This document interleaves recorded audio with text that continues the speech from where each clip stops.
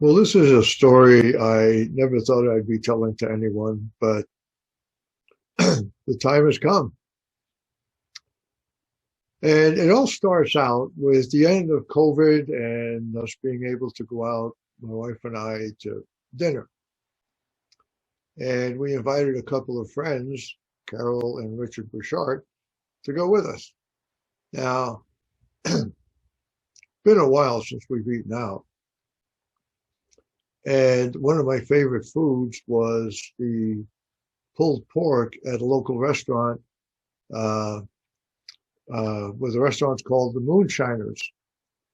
It's at Terrible's on Pahrump Valley Boulevard here in Pahrump, Nevada, which is where we live. So we made arrangements to meet at the restaurant, and when we went in, we eventually got seated. And I got to say, all the waitresses there, all the people who work there are really so nice and so helpful. And I'd been working out in the garden all day, so I was pretty dry. So I ordered actually a pitcher of raspberry iced tea. So that came, I drank one of the glasses. We were having great conversation at the table. And it came time to order.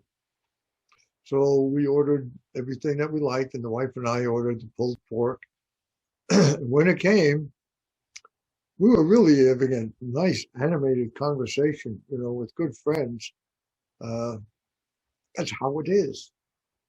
So I decided to dive into that pork first before anything else. And I had a couple of pieces of it. It was really good. And then I noticed that it hadn't been quite shredded the way it normally is. But I decided I would just grab a piece and eat it. And that's where the fun started. It went down so easy. But all of a sudden it got stuck. You want to see what that meal looked like? I wish I had a picture, but I don't. But I can tell you this. We were in a crowded restaurant. Every table was taken. And all of a sudden, I can't breathe and I can't get rid of that piece of food stuck in my throat. My face went down into my plate. I couldn't get it out and I couldn't breathe. And I thought, my God, I hope somebody knows the Heimlich maneuver. But that wasn't the case here. I discovered why. And by the way, when my face is down in my plate, they're looking at me and I can't see them, but I know they're looking at me wondering what the hell's going on here. And all of a sudden, I got saliva coming out of my mouth like you couldn't believe. And it was stringy and I couldn't pull it out. And it was just saliva, saliva, saliva going down into this plate. And I'm thinking to myself, oh, they're not going to enjoy their dinner when they see this going on. Then I realized I couldn't inhale. Oh, all of a sudden, just a little bit, I could breathe in. So I took it really slow. And I got enough air in my lung to push out. And it cleared out a piece that was there. I saw it fall into the plate. It was a very small piece, but it was enough so I could breathe. So now I'm starting to breathe. I can't get rid of this piece of meat that's stuck in my throat. And I'm dripping saliva all over the place. I don't know what to do. I tried to cough it up. That didn't work. I didn't want somebody to do Heimlich because I've got a muscle tear in my chest and abdomen area. So I don't want anybody to fool with that. And now I'm in trouble. I can't eat. I can't swallow. I can't do anything. And this went on for about a minute or two. And then I realized I better get up and go to the men's room. Maybe I can cough it up there. I could do a couple of things. So I got up from the table with a napkin over my mouth so I didn't drool all over the floor. And I headed to the men's room. Now, nobody knows what's going on other than Richard and our wives. Now I'm in the men's room. My face is down in the bowl of the sink. And it's one of those faucets that you got to put your hand under it to get water. It's got a sensor. So I get enough water, I put it in my mouth, I rinse out, I can't swallow it. Now I'm trying to cough it up. Now I'm going, I'm trying to do anything I can do to get that piece of meat out of my throat, and it's not budging. And Richard asked me, he said, do you want me to do Heimlich? And I told him, no, I don't think you can do that. And he said, well, can I try hitting you on the back while you try to cough it up? And we tried that. Wow, Richard's really tough. And that didn't work. Meanwhile, there's people coming in and out of the men's room, and this is going on for like, I don't know, 5 or 10 minutes. I'm trying to get this thing out. And I've tried everything. And I'm using my diaphragm muscle. I'm using everything I can think of to dislodge that thing that's in my throat. Well, unfortunately, I couldn't. And after a bit of this excruciating time, by the way, it hurts. If you got something stuck in your throat and your body's constantly producing saliva and you got to swallow, that hurts because it can't go down. And your esophagus is designed so that it's got a peristaltic effect, which helps the food go down into your stomach. Even if you're upside down or you're weightless, that muscle movement helps to move the food down into your stomach area. Well, that's one of the things that makes it hurt so bad, is that it's trying and I can't. Oh, and then I feel like I want to burp. And I'm thinking, oh boy, if I could burp, maybe that'll fix this. And I'm thinking, nope, that didn't work. The burp tried to come up and it couldn't pass that blockage. Now, what's going on in my head all this time? My first thing is, when I first realized I was in trouble, is, oh my God, I've been talking about doing a will and something so that any asset I might have, I haven't done that. And I've been talking about doing it for so long and I just kept putting it off. And now here I am, maybe I'm going to die and I haven't done it. And we know that there are things that happen. We're kind of like chattel. When we die, the government takes over your body and all your assets unless you've got a will. Well, I would be intestate, which means I have no documentation. Now what? So this had gone through my head. Then I'm thinking, what would happen to my family, my wife, my son? And all right, so here I am. I'm really fighting this thing, and this stuff is going through my head. And I know my wife and Carol are out there in the restaurant wondering what's going on because they can't come in the mess room. And then I hear her calling to Richard, what's going on? And is he okay? And I'm thinking to myself, no, I'm not okay, and I don't want to talk about it. And then Richard and I decided that I got to go to the hospital. I'm not going to get this fixed. So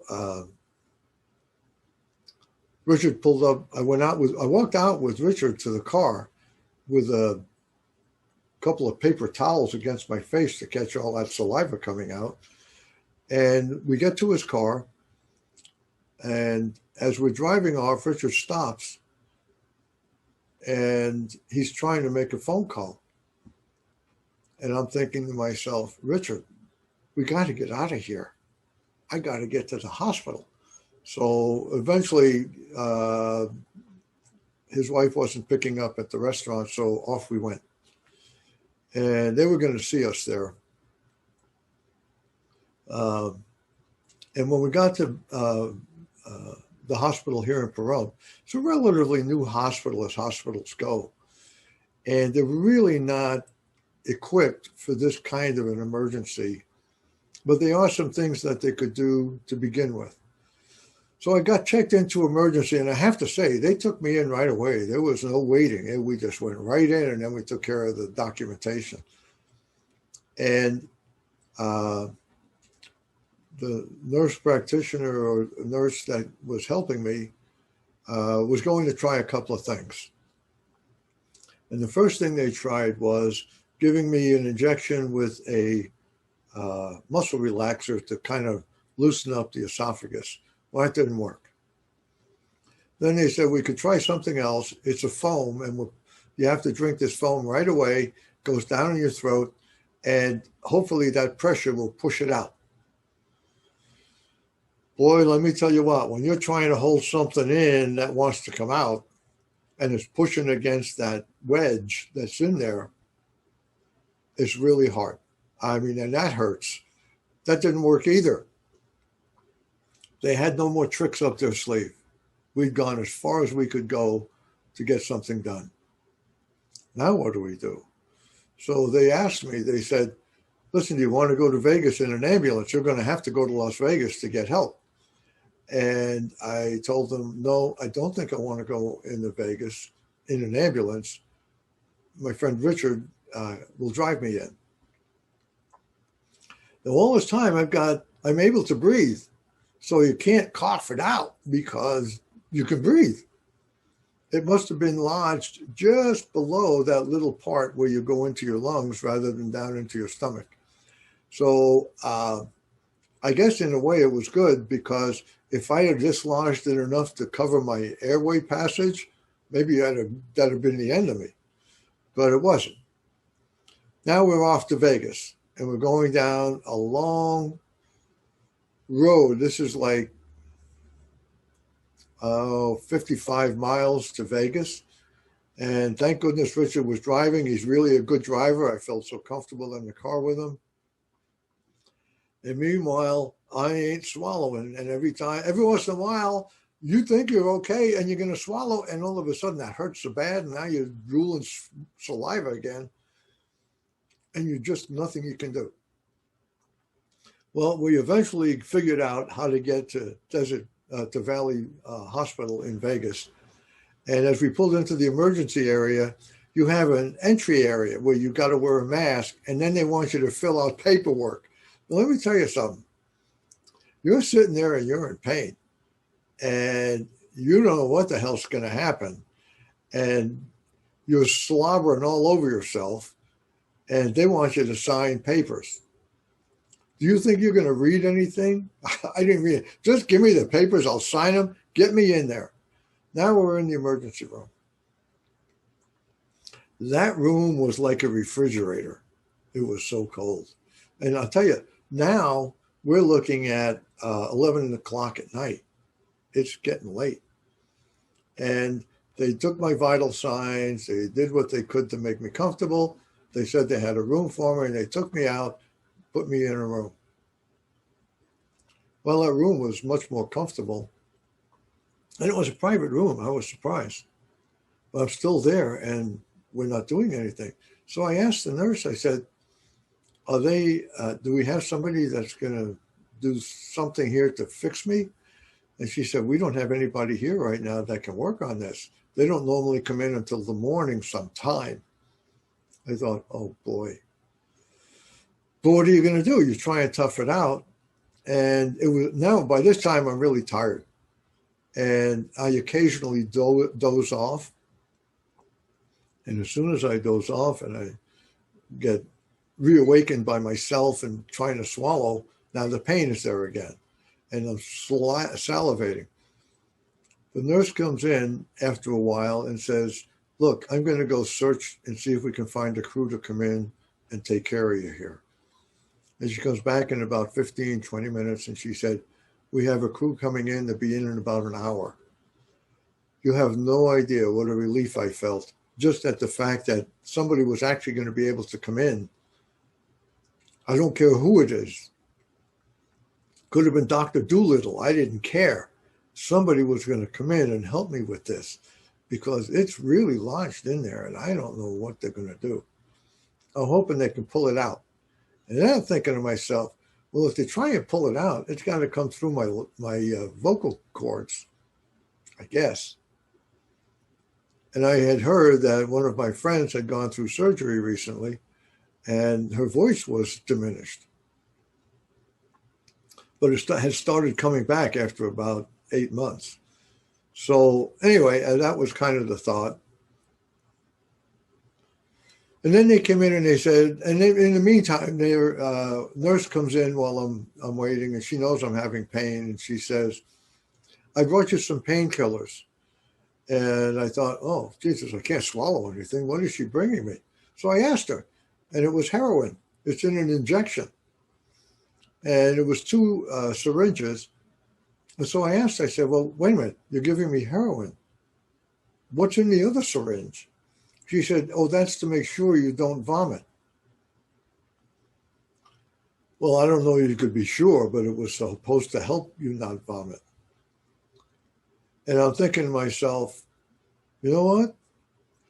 If it comes to that, who knows what could happen, because that thing's lodged in my throat.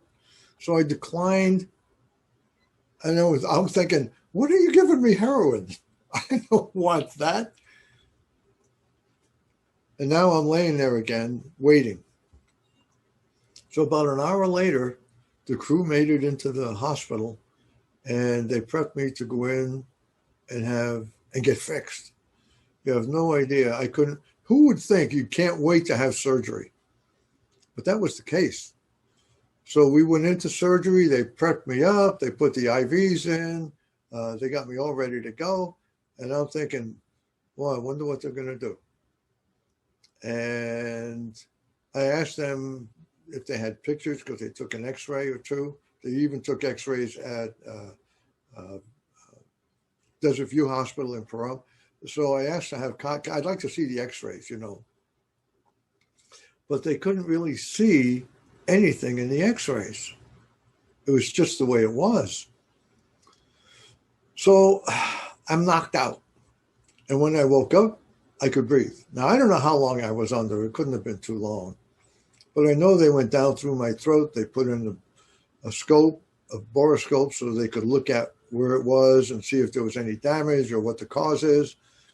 And they took some before and after pictures, so that I actually got a copy of the pictures. They wouldn't let me have, they really don't want to give you the x-rays, but I got pictures that I could take with me of the blockage and then my esophagus being cleared again. And with that, they took me back to the room. I fell asleep. That morning, I ate a little bit. It was like juice and mild stuff. And about noon, I was released from the hospital. That quick. And Richard actually went home during the night, because there's no sense of him staying there while I'm there. I'm in good hands. And he came back to get me the next day. Now, why am I telling all of this story? Because, you never know. You think everything is just going great. We're sitting down having dinner. We're joking. We're laughing. We're having a good time. And all of a sudden, I didn't inhale this thing. I swallowed it. And it got stuck. And the doctor who came in to see me, the surgeon came in to see me the next morning. He wasn't the actual doctor, but he was one of the surgeons. And he told me, he said, well, you have a narrowing of your esophagus, and that's why it got down that far and got stuck. And I asked him, I said, well, what do we do about this narrowing? What caused it? He said, well, there are things we can do, and you'll have to see your doctor about that. Well, I got home, I went online and I looked. And there's no question they can do this. But there are risks at any time you go in and mess with the body.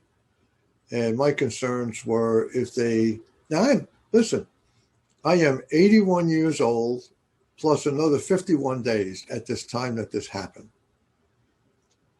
I'm in good health, and to have something like this happen so unexpectedly, you start to realize that 1 second you're okay, and the next minute you could be done. You could go room temperature, as Rush Limbaugh would say. And this really got me to thinking about the fact that I better pay attention to the details here.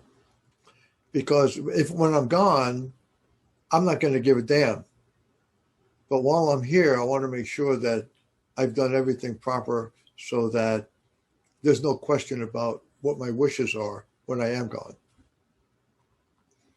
And I want to say this to anybody who watches this video. My dad passed away intestate. And as a result of that, I was the oldest, so I was technically next of kin. But I was ignored.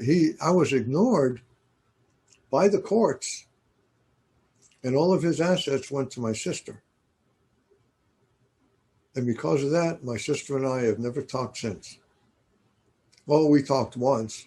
She wanted my advice on how to invest his money. And I asked her, I said, well, wait a minute. You have all of Dad's money? And she said, well, he didn't want you to have anything. There's a long story to that, and I'm not going to tell you about it now. But to me, that was an amazing statement from her. And so if you have not done a will and you have not done a paper that goes on your refrigerator so that when the emergency people come into your house, they know what to do, that you have a trust or you have a will or you have family that needs to be notified, all those things need to be available, especially as you get older. And I plan to live forever. I don't know anybody who doesn't. But this is a wake-up call for me. Now, it's not that I didn't almost die a few times in my life. I almost got run over by an electric railroad train when I was 6 years old. Let me tell you, that was an experience. I was walking the tracks, balancing how kids will do. And I was really focused on that. It was early in the morning. I was an early rising kid. And I had gone out to the tracks and I'm walking. And all of a sudden I hear, woo, and I turn around and this train is bearing down on me. He's about 30 feet away. And I jumped off. Good thing I didn't freeze. I jumped off the tracks and I laid in that gravel, next to the rails with my head down and my hands over my head. And I still can remember that railroad train going past me. And the rumbling and the noise and the fear that something might be sticking down that would get me. Steps, whatever, who knows? That's only one instance of, I guess you could say, not really paying attention to details. I was alone. Nobody knew. I never told my parents. But let me tell you what, I never walked those tracks again either. Okay, so the last thing I want to say is that I do a breakfast every Thursday morning with a group of people. And we had looked at this issue of what they call the guardians. And technically, the guardians are the public administrator in your county. And what happens is when you die and you have no will, you died what they call intestate. And then that person comes into your house or your apartment, wherever you live, and takes control of all your assets, your bank account, your savings, whatever you've got. You got a safe deposit box, everything. And then they administer it. And if you have no relatives, in order to pay the burial costs and everything else, they can sell your assets to raise money. And in Nye County, where we live, the county administrator, who is basically this guardian person, doesn't get paid. They get reimbursed from the assets that they auction off. Anyway, that's about my story at this point. I probably will do another video or two to talk about some of the issues involving this guardianship and the wills and other things. I'm just an average guy like the rest of you. And so hopefully this helps somebody to sit down and get that paperwork done before you're gone. You'll feel better about having done it. And with that, my name is Andy Alberti. I live in Pahrump, Nevada, and I have a website. It's cparumpwithandy.com. And I also have a YouTube channel which is called The Last Free American Town. So you can go on YouTube, you can see some of my other videos, and this one will be posted there also. So thanks for watching, and I hope my experience here will help somebody out there before it becomes an emergency. With that, thanks for watching.